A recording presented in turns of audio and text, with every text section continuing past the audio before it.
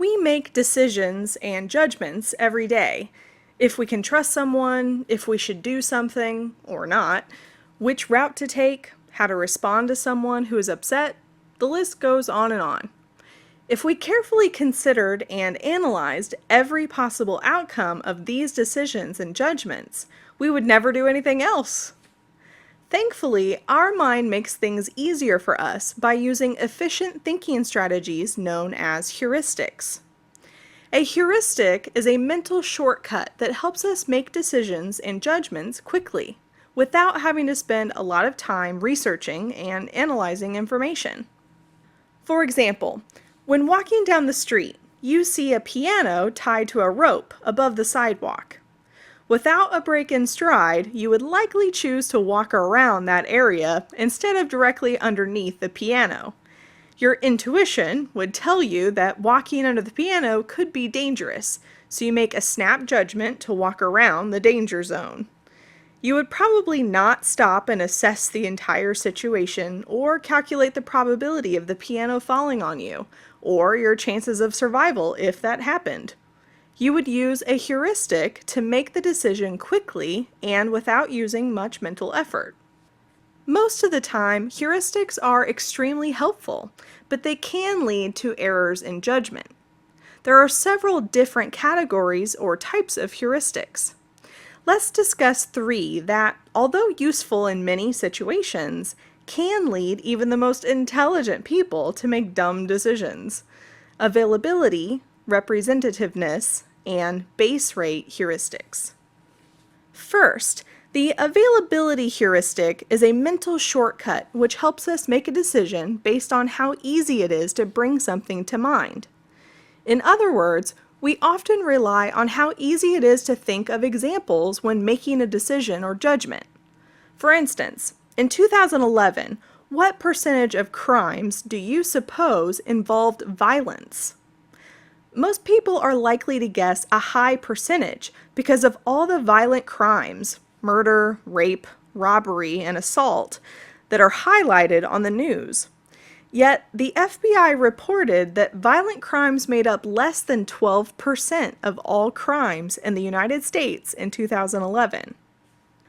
The problem with the availability heuristic is that we assume that if several examples are readily available in our mind, the event or subject matter is commonplace. But as with our example of violent crime, that assumption is not always correct. However, there are many situations in which the availability heuristic is useful and accurate. For example, it's part of what makes us careful in dangerous situations. If we can think of a similar situation that ended badly for someone else, we are more likely to be cautious and better protect ourselves. Another type of heuristic is a representativeness heuristic, a mental shortcut which helps us make a decision by comparing information to our mental prototypes. For example, if someone was to describe an older woman as warm and caring with a great love of children, most of us would assume that the older woman is a grandmother. She fits our mental representation of a grandmother, so we automatically classify her into that category. This heuristic, like others, saves us time and energy.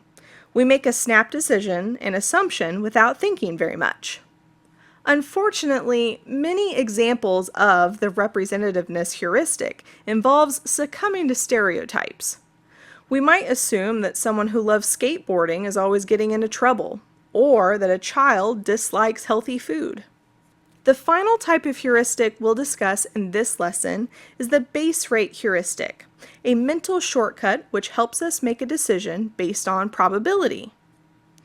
For an example, imagine you live in a big city and hear an animal howling around midnight. You would probably assume it was just a dog, as wolves aren't likely to be found in the city.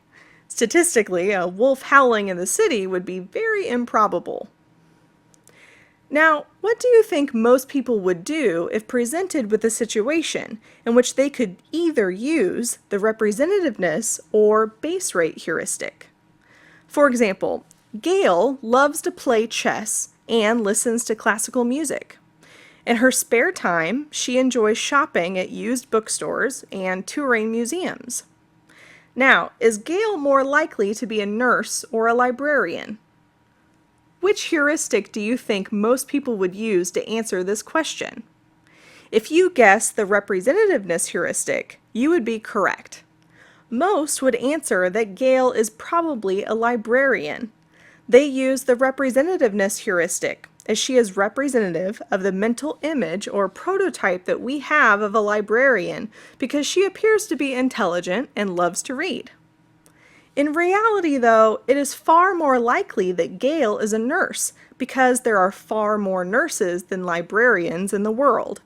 Yet few people use the base rate heuristic, partly because the representativeness information is so compelling. In summary, a heuristic is a mental shortcut that helps us make decisions and judgments quickly, without having to spend a lot of time researching and analyzing information. Most of the time, heuristics are extremely helpful, but they can lead to errors in judgment. The availability heuristic is a mental shortcut which helps us make a decision based on how easy it is to bring something to mind. We tend to assume that if several examples are readily available in our mind, the event or subject matter is commonplace. The representativeness heuristic is a mental shortcut which helps us make a decision by comparing information to our mental prototypes. Unfortunately, many examples of the representativeness heuristic involve succumbing to stereotypes.